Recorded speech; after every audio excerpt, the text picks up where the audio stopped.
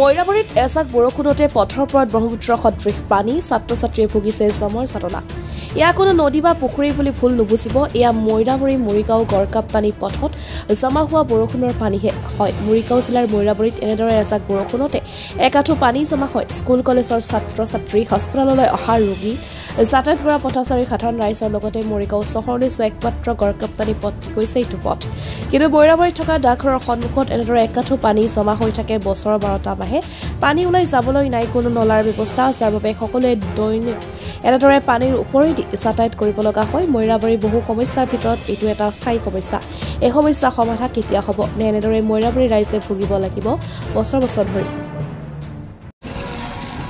মইৰাবাৰীৰ এই যেটো ৰাস্তা কলেজ ৰোড এজাক বৰষুণ পৰাৰ লগে লগেই মানে ইয়াত এখাটো পানী হোৱা এটা সবেই মানে পৰিলক্ষিত কৰিছে বিশেষকৈ ছাত্ৰ ছাত্ৰী বা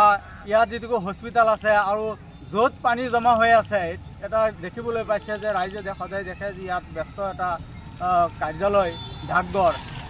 আজিকালি খুবেই ব্যস্ততাপূৰ্ণ এটা পৰিৱেশ 10 বজাৰ লগে লগে হয় ডাকঘৰলৈ কিন্তু প্ৰায় দেখা যায় এইখিনি এই একেবাৰে গেটৰ সন্মুখত এখাটো পানী থাকে স্কুল কলেজৰ ছাত্ৰ ছাত্ৰী বা ৰোগী তেওঁলোকে যাবলৈ হ'লে এখাটো পানী গছকি যাব লগা হয় আমি বিভিন্ন সময়ত এই অঞ্চলৰ ৰাইজে এই সমস্যাটোক লৈ বিভিন্ন সময়ত সংবাদ মাধ্যমৰ জৰিয়তে হোক বা বিভিন্ন স্থানীয় প্ৰশাসনৰ দৃষ্টি আকৰ্ষণ কৰা হৈছে যদিও কোনেও এই সমস্যাটোৰ প্ৰতি গুৰুত্ব আৰোপ কৰা নাই আৰু এটা সমস্যা হৈছে এই আহে পাহে কিন্তু গোটেই বজাৰৰ জাবৰ জোথৰ যিয়ে যিমান ইচ্ছা পেলাই থৈ গুচি যায় এইখিনি মই যিখিনি লৈ আছোঁ এইফালে আছে মৰা কুকুৰবিলাক মৰা বিভিন্ন ধৰণৰ জীৱ জন্তু আদি পেলাই দুৰ্গন্ধময় এটা পৰিৱেশ সৃষ্টি কৰিছে আৰু ইমানেই মানে পানী জমা হৈছে ইয়াত কোনো পানী ওলাই যোৱাৰ কোনো ব্যৱস্থা নাই ইফালে ৰেল লাইনৰ মথাউৰি নিচিনা ওখ এটা ৰেল লাইন আছে ইফালে যোৱাৰ কোনো পদ্ধতি ৰাস্তা নাই আৰু ইফালে বজাৰৰ গোটেই পানী দুইফালৰ পৰা নামি আহি এই ৰাস্তাটো আৰু আহে পায় আমাৰ অঞ্চলটোত ঘৰে ঘৰে মানে চোতাললৈকে পানী সোমাই পৰে আৰু আমি সদায় জ্বলা-কলা খাই আহিছোঁ এতিয়া গোটেই আমাৰ ঘৰ বাৰী এইবিলাক ঘূৰি পেলাই ৰাস্তাও এখাটো পানী জমা হৈ থাকে গোটেই অঞ্চলটো এতিয়া এটা কদৰ্যময় পৰিৱেশ এটা কৃত্ৰিম বানৰ আবদ্ধত গোটেই আমি আজি কেইবাবছৰ ধৰি এই ভুগি আহিছোঁ গতিকে আজি আকৌ